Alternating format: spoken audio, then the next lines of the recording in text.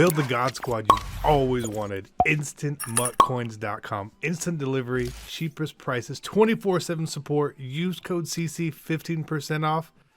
EA tax 10% is covered. Hey, what is going on, Madden family? We're here. We are ranking the best defensive linemen in Mutt today as of 11/25. So if you're seeing this and it's later on, that's this date, okay?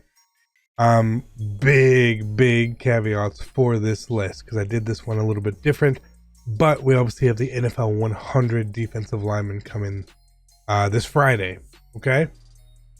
So this list is gonna change a lot, you know. Obviously those cards are all gonna be near the top. Additionally, I only put cards on here that I've used and used enough, because a lot of times I don't think the stats tell the story with linemen. So I know there's someone here missing, and I just don't feel right giving a grade or an opinion on cards that I just haven't used. Cards like the Heroes of Melvin Ingram, right? I've never used them. Too Tall, I've never used. I've heard good things about him, really good things about him, but I've never used him. Or there's cards that I've used very little. Someone like Team Diamond Dwight Freeney. I have him, but I've never given him enough play to really know, like, hey, where does he fall?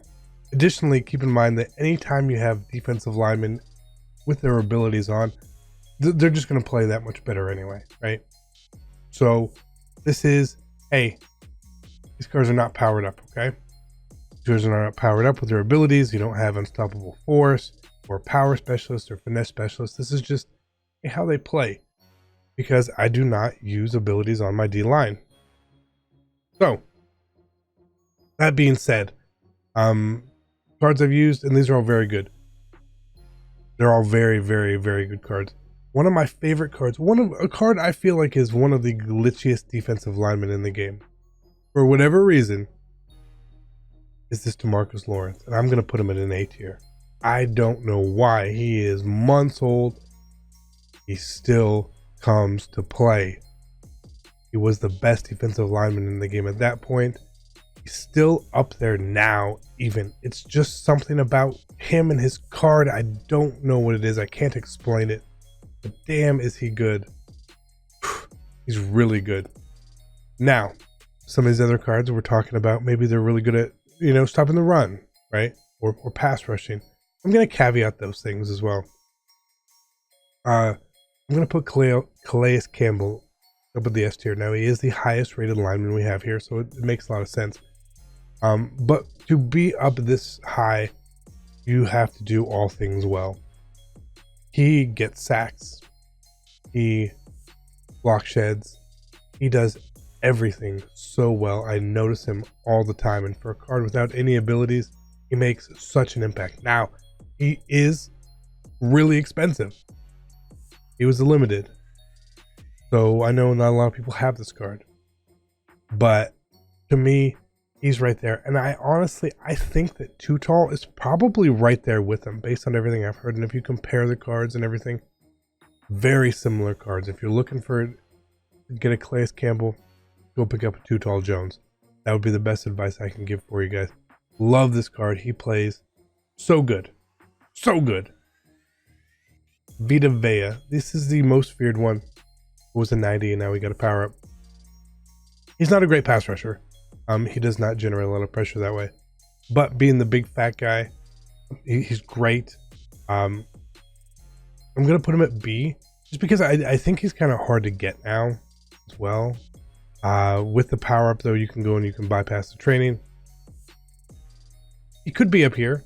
He could be an A tier. I'm gonna just put him at B. He does one thing really well, and he should probably be on most people's teams, even just as a sub. He's the fattest guy in the game, so you need that. Actually, let's put him up here. No, we're gonna leave him here. B tier, just only because he does one thing well, but he does that thing better than anyone else. He could be a lot higher. Alan Page, I'm gonna put him at C tier. He does a lot of good things well. He gets a lot of pass rush. At the D tackle spot, not the best. So he's not the best. His weight does concern me. He is a little lighter. I want to say he's like 240 pounds, so he does get pushed around. I never really noticed him ever shedding to stop the run. And as far as players you can play at DT, I'd just put him down here. Love the card, but I think he's just sort of he's past his time. Obviously, with an upgrade, he would move up quite a bit. John Randle is an A tier defensive tackle. He does everything well. You notice John Randle. I noticed him when I got him in August, and I notice him now. It's crazy. It is crazy. John Randle's card is amazing. Just a brilliant defensive tackle. But at the same point, for a D tackle, a lot of times I will play other guys at D tackle, especially in pass rush sets. But John Randle has been getting a little less play for me these days. But while he was in there, he was doing damage. He was doing work. Not a lot of people seem to have this card, but it is what it is. We're going to put John Henderson right up here with Vita Vea, the B tier. Again, I don't ever see him sack anyone. That's not to say he doesn't get pressure, but he's your run guy, and he does it very, very, very, very well. We'll probably have a spot on my team all year, even just for depth, for plugging him in whenever you're playing those heavy runners, because we all know that is exactly what happens constantly. Very good. Michael Strahan is interesting. We obviously assume he's going to get an upgrade, right? But to me, he's still about a B tier lineman. He's someone you can play on the outside or you can play on the inside. His stats let him do both. Very, very, very good card. But Reggie White. If you compare Reggie White to cards that are still coming out today, he compares so favorably to them. Reggie White is an A tier card. Through and through. His next card is going to be probably one of the best D linemen in the game. It has to be. I would get your hands on a Reggie White just to prepare for NFL 100. And this is sort of your warning for it. Reggie White, great. JJ Watt doesn't stand out when I've used him. I'm going to put him down at C tier. Just because I think he's a really balanced card. And he looks balanced. But I don't ever recall seeing JJ Watt having 2 sacks in a game. Or making this game-saving shed. I just don't recall seeing it. Which is sort of unfortunate. But I haven't seen it. Joey Bosa, again. This card, he comes out, he can get 99 finesse move. Brand new card. I haven't seen him. I played against him a ton. I used him. I plugged him in. He didn't really do anything. I'm going to put him at B tier because I think I need more time. But he felt like he kind of disappeared for me. I don't know. Maybe different. But yeah. Ndamukong Suh. I am going to put him at the top of A. I felt like when he came out, he was underrated. I still feel people underrate him. He should be on pretty much everyone's team. An amazing D end who can move in the D tackle very easily. I love that card. Aaron Donald is an S tier. The most overpowering, balanced D lineman in the game. At times, he just takes over even without abilities, whether it's on the run or the pass. He's got enough weight on him that he's fine, when he's playing against tackles and guards anyway. And all his stats are just great. They finally made an Aaron Donald card really, really good. And he's so expensive. And there's a reason why he's still so expensive. And this was the trickiest card. Julius Peppers. The fastest D lineman we have. Super balanced, versatile. Everything about this card is great. His speed when getting to the quarterback helps you sort of avoid getting escape artist. He'll chase the quarterback down. And I want to put him at S tier. But I'm just going to put him at the top of A. I feel like there's games where he does nothing.